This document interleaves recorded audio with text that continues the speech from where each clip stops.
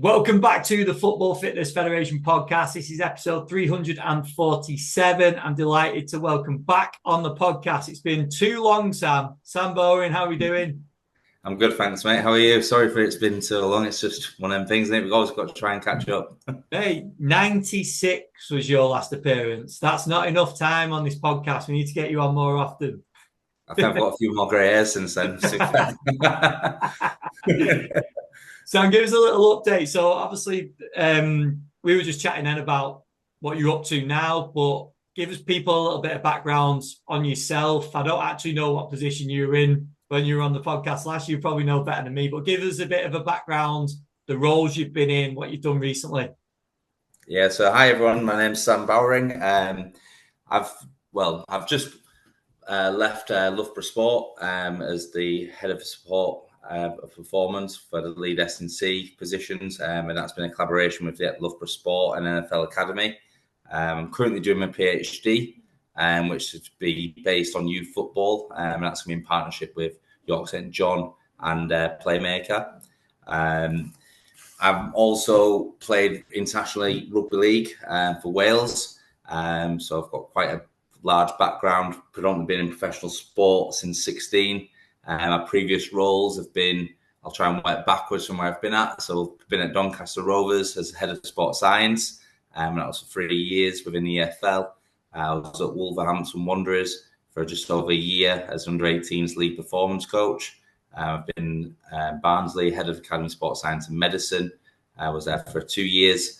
Then I was started my full S&C postgraduate journey at Hull City, where I worked through as first team sports scientist, as an assistant, and then I worked all the way through the academy from being under 9, 16s, under 23s sports scientist and physical performance coach, and then lead academy sports scientist within that as well.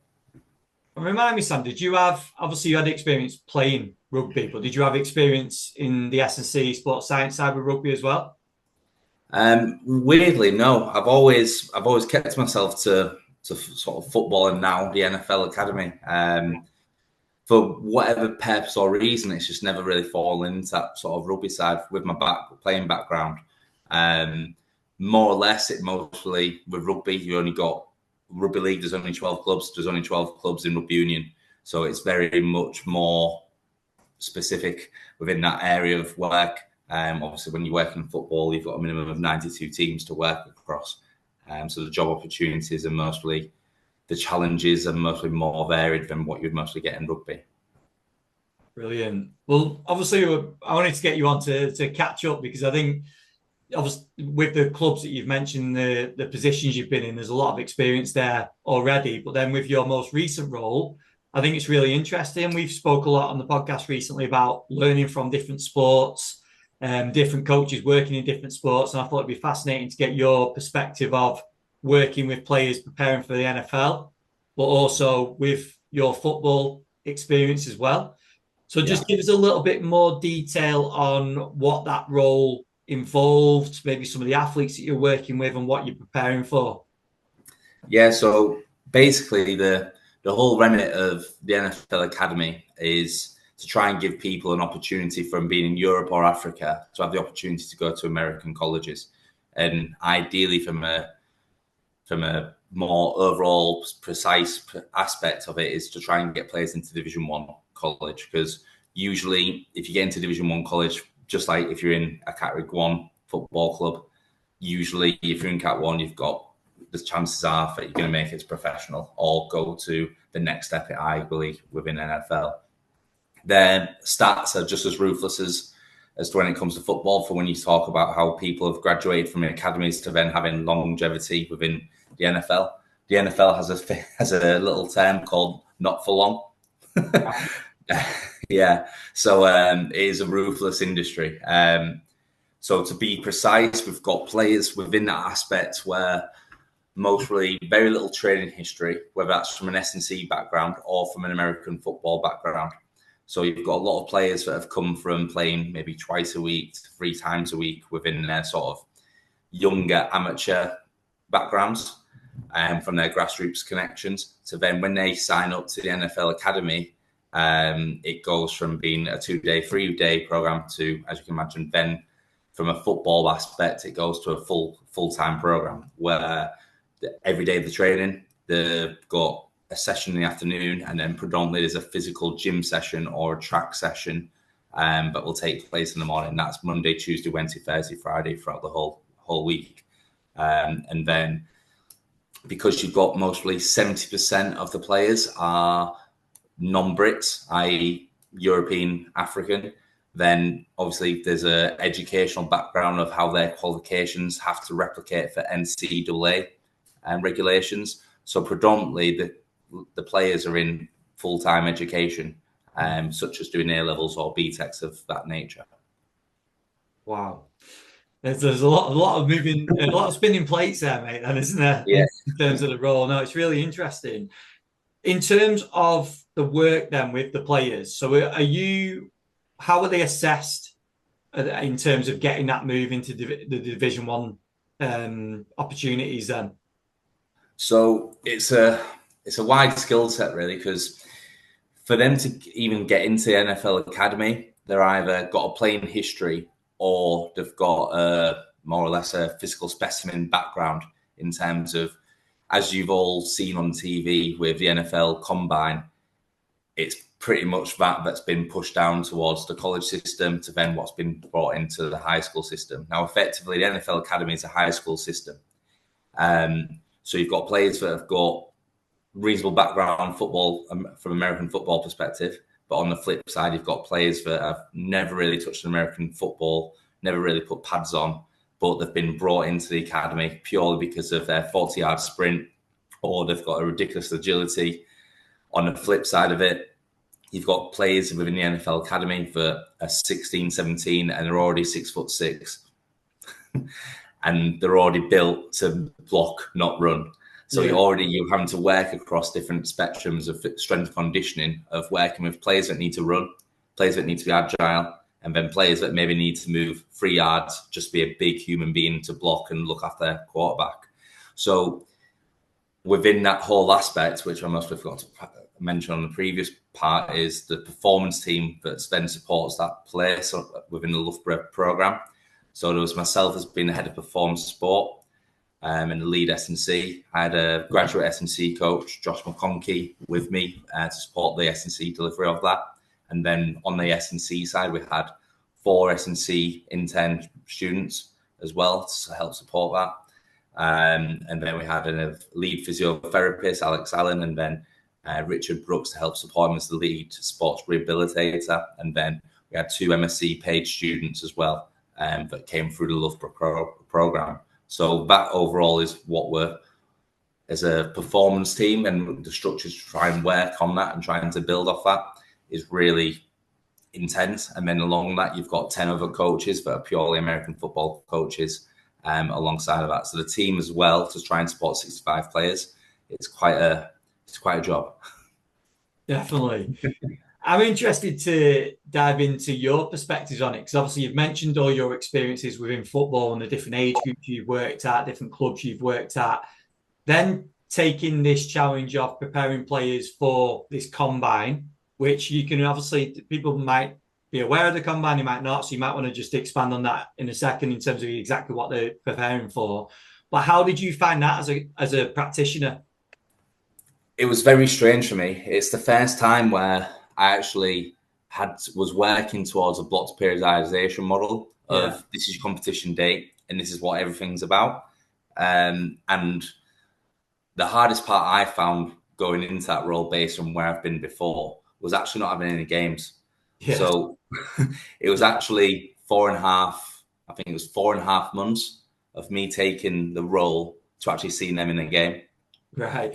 So there was a lot of training, there was a lot of planning, and a lot of, in a good way, a lot of debate as to what you're trying to really infiltrate through the programming, whether that's from purely the combine, but then purely what's best for an athlete to make them a better athlete, or what is best for them to be a better athlete that then translated to the American football side of things.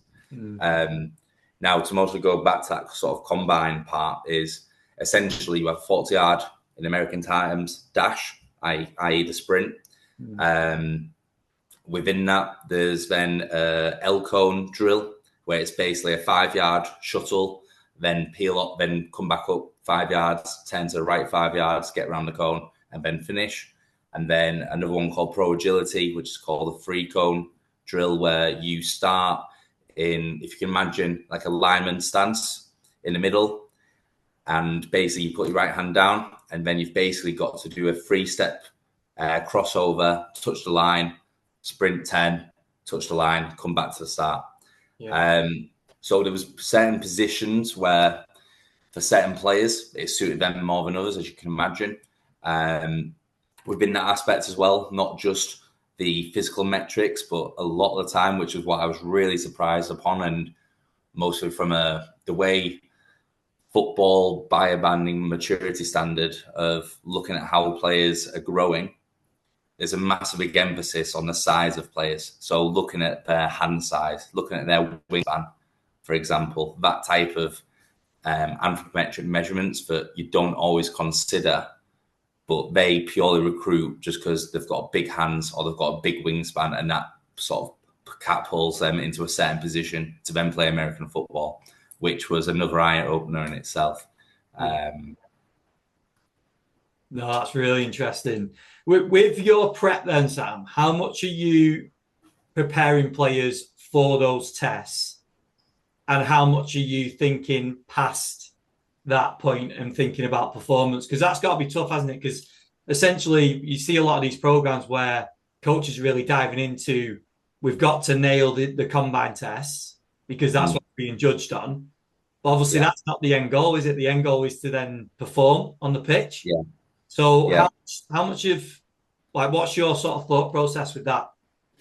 It was really interesting to be fair, because I was being quite lenient on the staff that have been in the program for longer than a while, and try and pick their brains apart to understand, well, actually, what's the biggest picture we've got? Because even though it's a high school program, it's still another stepping stone towards where they need to be. And I was very unaware of this, but then the more I spent time within the program was that actually there's already tons of Americans within the same age group that are trying to get the same exposure, the same output, and the same outcome. So actually creating the biggest physical monsters that you can in Europe gives them the biggest advantage, because their mind is mostly that, does the Europeans actually know how to play American football compared to the Americans? So one big component of that is making sure that they're either the biggest human they possibly can or the fastest human they possibly can, and to sort of attract the eyes from that. So effectively with that, in terms of the planning stage from a S&C side of things, was actually, if we've got players that are speed players, that's what we've got to purely focus on, rather than focus on actually gaining muscle mass, because we know that over time physical maturity comes with muscle mass. Whereas we're still working with players that are still 16 to 19, where predominantly they're still in that sort of puppy fat / less muscle mass. So effectively, it was looking at more the components of the gym exercises to what speed elicits, what accessory exercises can we actually give to the players from a speed aspect that can be done in a gym can then be complementary to their on-field preparations for the then later in the afternoon. And most of the flip side of it is when you've got a guy that's purely meant to be an isometric standstill and let someone run at you and you've got to block them, is then actually, well, they've actually got to look at more traditional component of heavy traditional compound exercises. So then that was like a massive big split amongst the group. So in terms of actually doing it, we actually, so to give you a better insight now, is the gym sessions we had to run were in the morning. So it was 6:30 till 7:30 for one group, and then 7:30 till 8:30 for one group. And effectively, one was offense, one was defense. And then within that offensive group, right, if your classes are bigs, because they're big men, you're going to be on that side of the gym. That's going to be your component workout. And then skills, you're going to be on this side of things. And predominantly, the offensive bigs and the defensive bigs, their training program was a little bit similar. The only difference is, from an offensive lineman perspective, they're getting trained to either shuffle and then resist from an isometric component. Whereas your defensive linemen are still meant to be big, but they're meant to have a really good accelerated 5-yard get off to then either make a spin move, a sidestep move, or run straight into the man to try and knock him down. So you've already got to sort of have a look at them sort of accessory exercises and how that can elicit certain starts for them players. Whereas more of your skills guys, you've got different ways of how they already move. So we've got some guys that we know from mostly like James Wild's quadrant theory. When we talk about striders, we talk about bounders, or we start to talk about the aggressors with an acceleration, is then trying to mostly give them as much opportunity to express themselves in all 4 quadrants within speed, to really try and just get 1% to 2% within that time before then it comes down to the combine.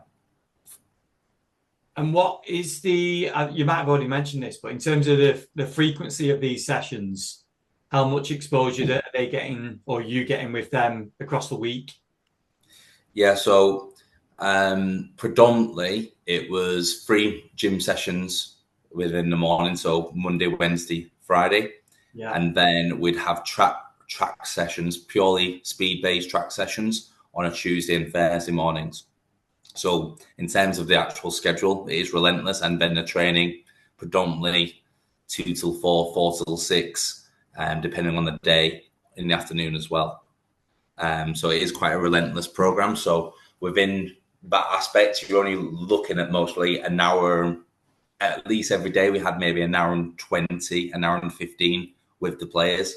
Obviously, when they went onto the field sessions, it was predominantly what we were trying to expose them to is what is relatable to very similar parts as to when you deliver an athletic development warm-up, what they're going into, what's the coaches looking for, how can your work relate to that. However, I'd say that the coaches that I was working with, they were very much as clued up as I am on physical needs and speed needs. And they were more than happy to make their session based on what we were doing as well. So it was quite a good crossover.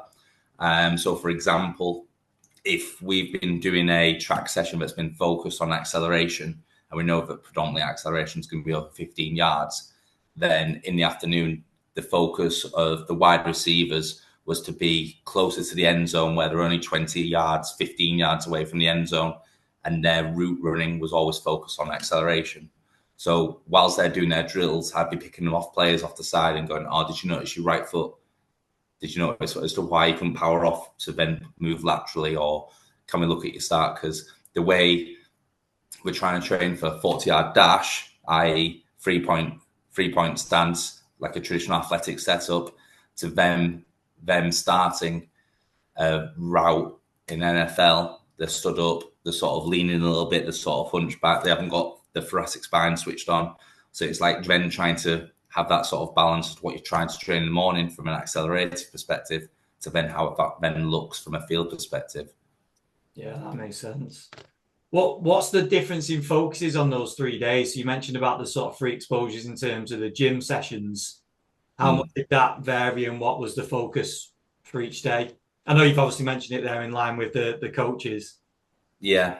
So mostly the way that it was mostly more aligned to was the bigs predominantly would do 2 heavy base sessions for Monday, Wednesday. One of them would be mostly like a not max strength, but to the point of it is strength. So looking at sort of 4 sets of 5, that sort of component.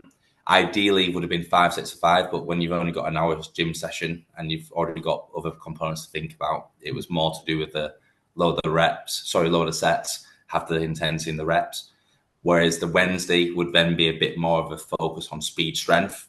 So when you start to look across that sort of BBT spectrum, and then when it came to the Friday session, was that actually can we elicit any sort of power-based movements now where it then becomes more speed strength for the bigs. Whereas mostly the players from this, like the skills side of things, because they're looking at less muscle mass already, because they're looking at more that speed aspect, it became more two sessions of strength speeds, and then more or less a speed strength session. within that last part as well. So it was not generic, but everyone was still sat underneath that umbrella. But then once it became more towards their positions, it then sort of branched away from that. Brilliant. Now that gives a really nice insight. So I wanted to dive into that to get the sort of approach. And I know you put a great post on in terms of some of the results you got. So have you got some of that to explain in terms of the successes of the program? Yeah, I feel as though, to be fair, mostly when I put that post on LinkedIn, it is impressive. But I always feel as well that when players are either untrained and you give them that stimulus, or they are that young anyway, they should naturally progress and increase. Like I said, there's a lot of guys there that have actually come from such a little training background that any stimulus was always going to enhance their physical capabilities. So then when we start to look at the 40-yard combine, for example, because I know for example, like from my experience as well within the football aspect, everyone talks about we need players to be faster, we need players to be faster, we need players to be faster. And the biggest learning experience from mostly using what we had from such the increased response that we got from having 65 players and 70% of them all significantly increasing their speed, was actually just giving them the time to execute drills properly. Yeah. And that was the biggest thing from my experience from working from football to actually working in the NFL, was actually, are we actually executing the drills? So, for example, a typical football warm-up is 10 to 15 yards long, and you start to do your same old ramp and etc. And then you start to get to potentiation, you go through your actual running mechanics. And for whatever reason, previously, I always used to do maybe maximum 15 yards of stiff leg drills or scissors, or might have been pogos. And funny enough, the good thing of where the base is at NFL, you're working at Loughborough, and obviously there is hundreds of other sports there. And we actually got the head of athletics, the director of athletics, and the head of speed within the Loughborough camp to actually watch our sessions and give us feedback on it. And obviously Dave was a bit more unwise as to what the whole program is, as to what was just been talking about. But they said is usually for any athlete to achieve a drill is how many repetitions they need. And you go actually going, well, even from a technical aspect, it's maybe they need 2 reps, 3 reps. So they was like, well, if you're only going to give exposed players to 10 yards and only give them 2 sets to do, by the time they already mostly get into the first rep and the first 5 yards, they then start to execute it. So you're actually only going to get 5 yards of quality. Yeah. And that really changed our minds to actually going, well, actually, yeah, let's just go longer. Like it's a lower base plyometric exercise anyway. Like, let's give them more chance to succeed and look at the shapes that they need to be trying to produce. And that was something that was mostly massively key within our training components, just to really trying to give players the better opportunity of actually go longer distances. The mostly first 10, 15 yards you can manipulate by trying to get them to control and think about what they're meant to be feeling and then bound out of it. Yeah. So that was like a biggest thing within the sprint aspect. I think with the agility side of it, I think you're starting to see we was using a lot more of the work that Jonas and Damon Harper have done with the deceleration framework. But that was more of a coaching component, but using in the gym a lot of resistance band work, but making it very much more relatable to the combined specific movements. Mm-hmm. So getting into a sort of a hip mobility stance, being sat deep into a squat and being comfortable with a band, trying to laterally push you out of position, and then pushing against the band to then get your crossover and be explosive to diagonally push off. So that's mostly them parts of it really that were the key components towards the success that we had from the S&C side of it. I love that, because that's one thing I was going to discuss, and we can expand on it as well in terms of your lessons relating back into football. And I think that's an interesting one in terms of the size, isn't it? And I don't know whether that's down to we fall into the trap of, because I've been guilty of that as well. I don't know whether that's falling into the trap of, right, this is your space to work. And then you always take up that same sort of space without really thinking about exactly what is required. But when you step back, and that's why it's great to pull from different sports and different experts as well, isn't it? For them to challenge it and go, actually, extend things out. It's quite a simple change, but makes a big difference. Yeah, massively. Like when we did the session, so the track session that we had with the athletes was pretty much like a 45-minute session, like a typical student athlete program. We've got to think about when they have breakfast, when we've got to get them to school, all that type of stuff. So when we did track sessions based on what we're talking about, obviously you do 10, 15 minutes of mobility prep, and that only gives you half an hour then to actually try and execute what you're trying to execute from a coaching perspective. And it was really, when we got them to watch our session, they was like, oh, okay. And they was asking the friends wise, have you thought about this? Have you thought about that? And they was like, well, to be honest, for us, that what you've just done within 45 minutes is a warm up. Mm. And then they would try and talk about, well, what do they see as success within their eyes?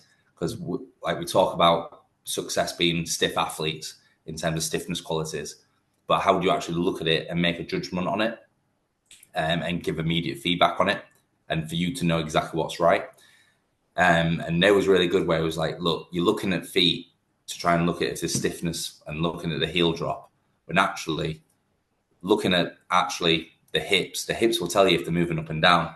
Yeah. And if they're staying stiff and being able to glide and project. So just watch the hips. So it was even just little tips of that nature that you don't necessarily get the time in football to really understand, because you're trying to deliver 15 minutes and you're not delivering the speed session. You're delivering potentiation to try and succeed and get speed within the session. Yeah. Whereas actually having the ability within this aspect of actually going, no, if we're going to do a speed session, it's half an hour minimum, but this is what we're going to actually work towards, and this is the shapes that we come across. And mostly every day, it was mostly showcased and displayed to the players as to what we were seeing as feedback. So going, okay, you felt it was speed, and you felt you was tall for your max V position, but actually the video tells us it's not. And then having them showcase against someone that's doing it successfully alongside of it, was like a massive tool of feedback, not just for the players, but also ourselves, from making sure we saw the right shapes being performed.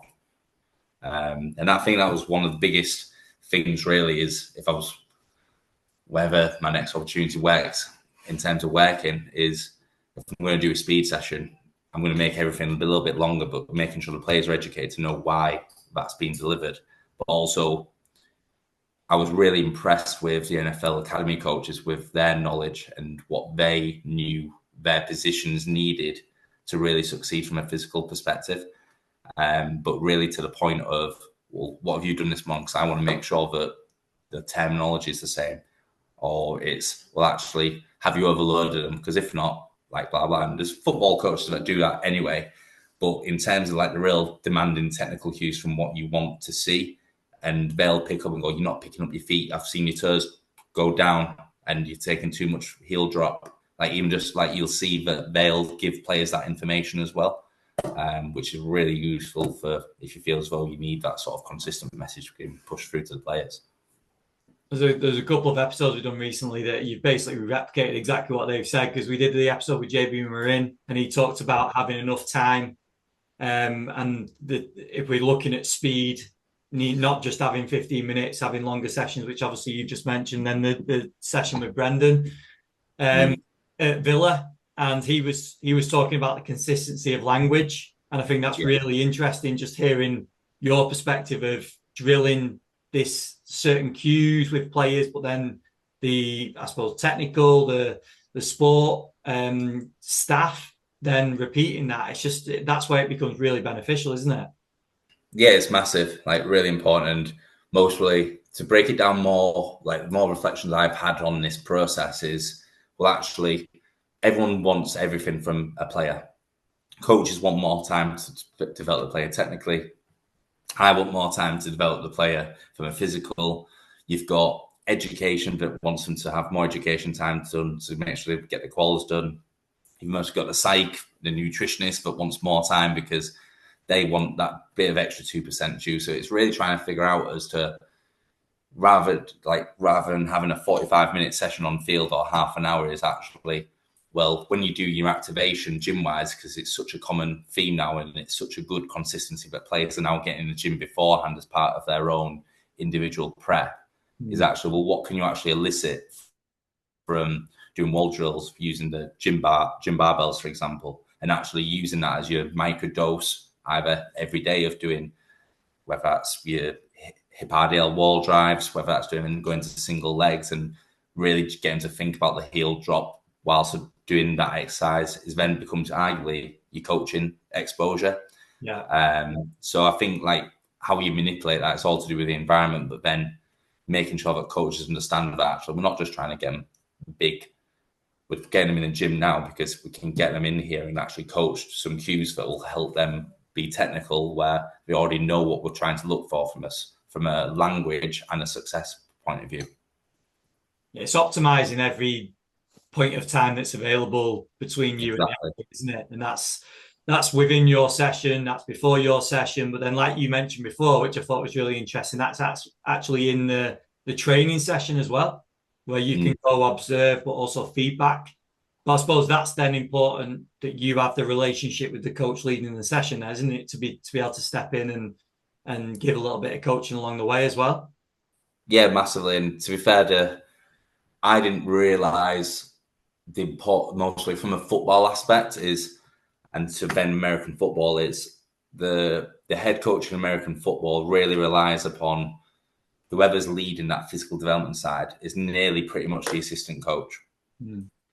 I didn't realise that mostly until about a good 2 months in, because he's trying to understandings in and outs of what everyone's trying to do. But in American football, the assistant coach is massive. Sorry, the head coach is massive reliant upon you just as much as he is with his technical support staff. Because if he's coaching and you're seeing it from an observational perspective and not being done correctly, he wants you to step in and take players out and talk to them and tell them. Because they had a massive part of it was, if you're seeing it, you're coaching it. Yeah. So if you're seeing it wrong, then that means you're coaching it wrong. If you're seeing it right, it means you're coaching it right. And so that was like a really good, for me, like a really good experience, and having a bit of confidence. Actually, go, whoa, come on, let's talk about this. And then, like, luckily you got 65 players, so it doesn't necessarily take into such effect of like the drill. But it was really crucial of having that sort of relationship with a coach, but having that understanding of him being American, that's their expectations of you working in American football, is actually you're pretty much another part of the ship that the coach wants you to steer. I think that just relating that back into football, though, that's so important, isn't it? Because you could spend all the time in the world with a player in the gym, maybe even out on pitch as well. But then when you see, if you're then watching a player in training, executing whatever sort of movements it is, and it isn't really what you've spent time away from the pitch working on, that is then the important bit, isn't it? Because that's going to relate what happens on a match day. So it makes complete sense, doesn't it? But I think a lot of it comes back to the perception of the coach on your role and whether that agreement is in place that you can then step in, I suppose, doesn't it? Yeah, exactly. And like the biggest advantage of working American football with what we're talking about is the play only usually lasts for 6 seconds. Yeah. So it is very much a stop-start, explosive, powerful, speed-oriented process that the coaches are fully bought into. So then that actually gives you 6 seconds. And most of the time, if they do a rep or they do 3 reps, they're mostly going to be pulled out for the next 6 reps. So you can have that conversation fairly immediately. The problem that you mostly get is from a football aspect, and like any sort of traditional in British sport or European sport, to be fair, is that everything's endurance based. The game doesn't really stop for very long. So to give them sort of that immediate feedback is fairly difficult. So you must have got to clip it and then try and show them it, and then try and get them to recollect as to why that felt the way it felt, or why it was unsuccessful in terms of the movement. But there's plenty of opportunities within American football that really allows you to really delve into and put an intervention into place straight away, which was mostly a really good eye-opener as well. Yeah, no, I think we have to recognise the differences in the sports at the same time as taking lessons from it as well, don't we? So I think that's a really important point. Just staying on the speed side, Sam, before we move over to like the strength side, is there anything else on reflections, lessons, of you working with this group, and anything that would translate nicely over to previous groups that you've worked with in football? Yeah, I think mostly over the last 5 years, 10 years, there's been some really strong workout from people now in terms of social media that you'll see through Jonas for in terms of corporate speed, exercise, movements that are gym based. I think the biggest reflection from what I've thought now is how can I microdose that every day, and how will that correlate to that person that you're wanting to see the benefit of. I think that's most of the biggest part from that speed aspect is always keep questioning, is that going to be relevant to the day or is that relevant to the long-term goal?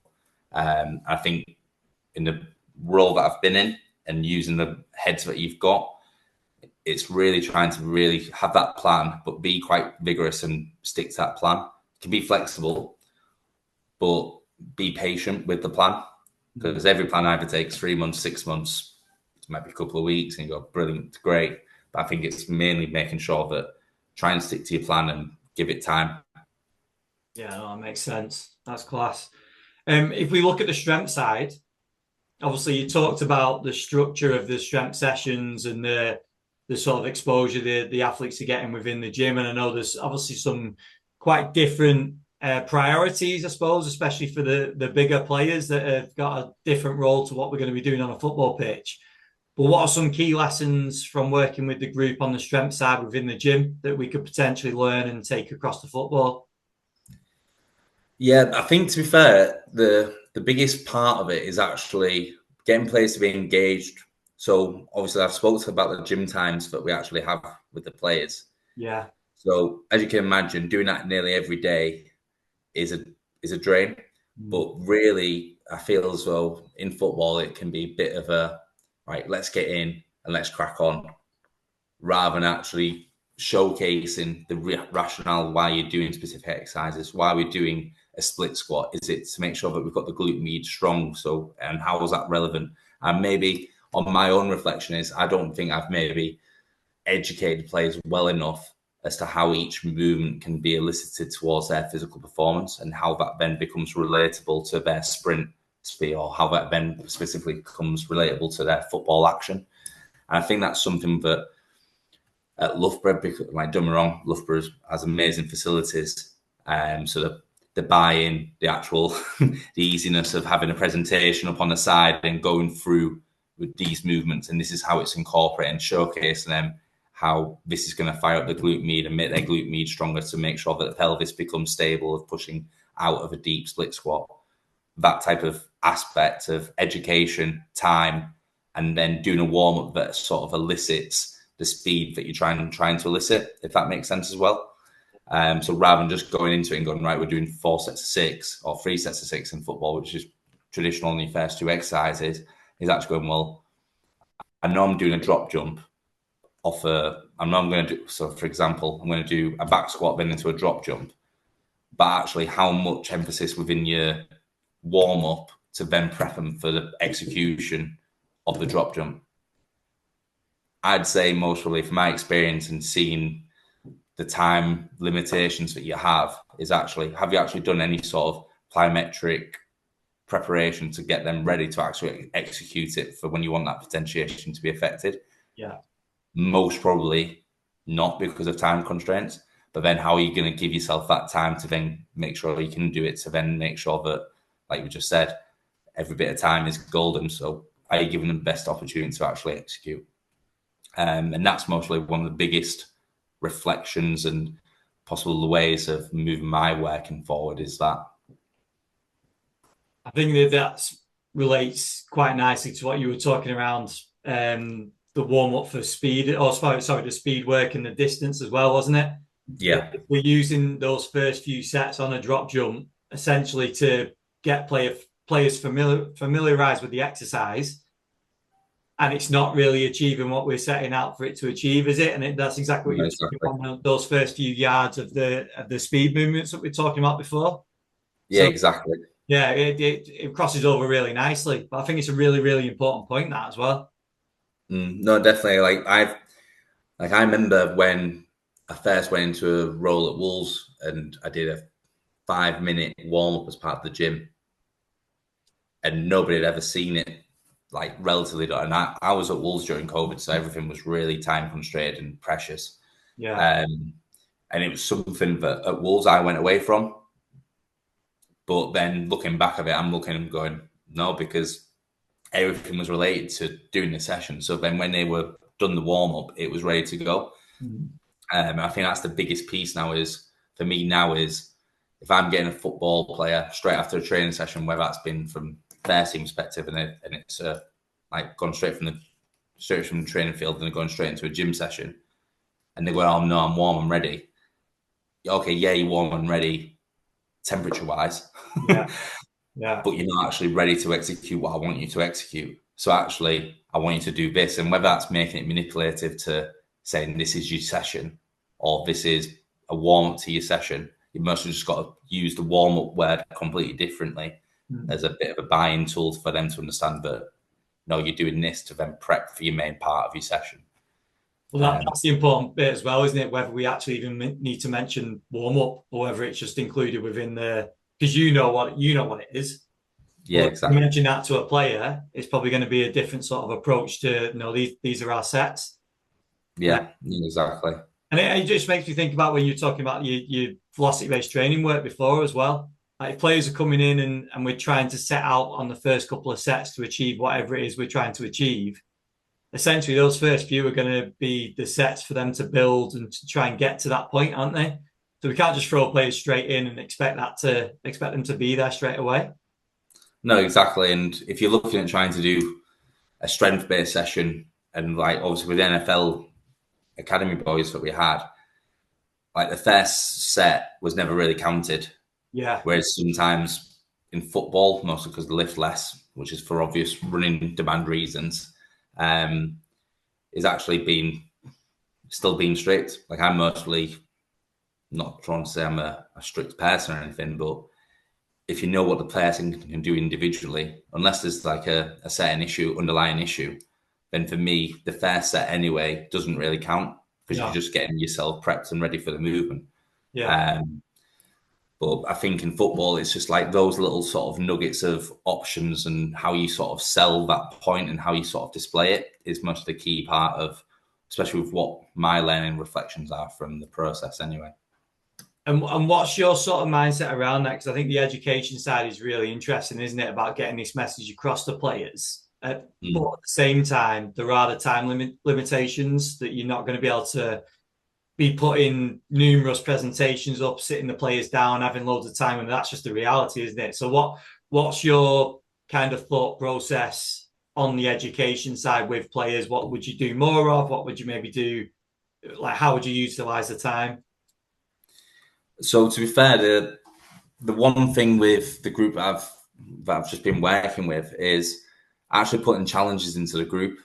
So every player got filmed from whether that's a running perspective or from a main lift perspective, and actually challenging them to go, just so you know, fellas, I'm expecting the group that I've worked with today to come back with me of two improvements that I need, or two good. What have you seen? Two good qualities and two improvements that need to be made. Come back to me, but you've got to clip it.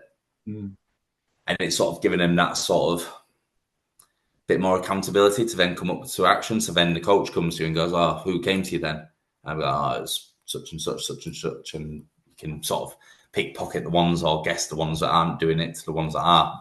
Yeah. But then making them accountable and then if you start to see the one that didn't send anything in, is then going, well, that's why, isn't it? And then you have that conversation of them being accountable. So that sort of educational aspects of it, sometimes, especially with sort of the feedback and education side of things, is showing them what success looks like.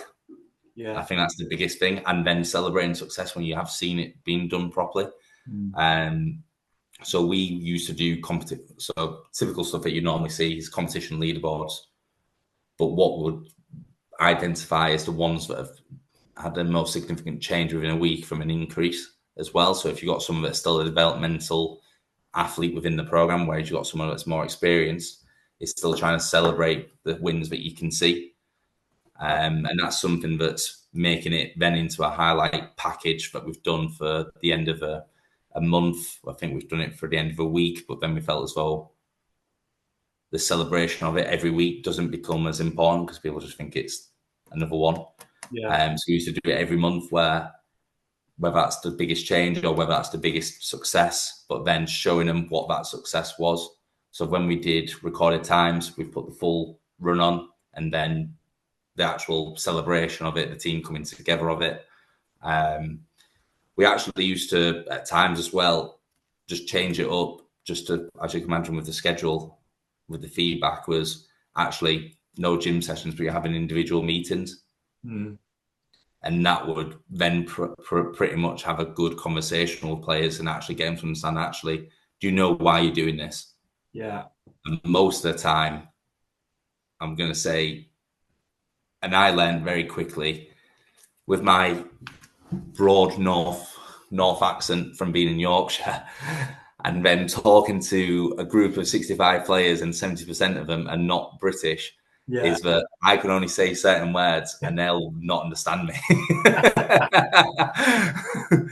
So it was actually having that one-to-one experience with them and actually going, no, you don't actually understand my accent at all here. So I need to spend more time with you. Yeah. So it's even that sort of educational piece of me understanding if they're understanding me. Mm. And that was one of the biggest learning outputs of that. It was actually going, I'm making 3 coaching points and that's it. Yeah. Rather than trying to go, these are 3 coaching points and have 2 or 3 more sentences to explain why or to explain certain outcome measures. Actually, I want this, and then you do it, and then I'll give you feedback, rather than trying to give, I want this, and then blah, blah. No, it makes complete sense. I think that's really important, really, really important points you brought up there as well. Yeah, I think we've covered some really nice stuff there, just around the speed approach, the strength approach that you've taken, and the crossovers to football as well. Just a little bit of a shift of gears. Talk to us about the PhD in terms of, was that always within the plan? And yeah, what was your thought process around that? Yeah, to be fair, I've always wanted to do a PhD. My wife's actually got a PhD, so I need to. Competitive. Yeah, exactly. So there was always that in my head. And to be fair, it was just the right opportunity, right time with my PhD. It's something that I've always wanted to do as my next sort of academic challenge. I've had mostly a bit of from finishing my master's in 2016, I've mostly had a bit of time out from not really writing like that. Yeah. So it was something for me, but I felt as though it would be a nice challenge. The work that I'm trying to do, to be fair, is hopefully will work across not just football, but across multiple sports, especially team-based sports, to try and use the player maker system of, rather than having an hour and a half to try and do a fitness testing or a physical testing to understand where players are at. And obviously in football, each will be every 3 months.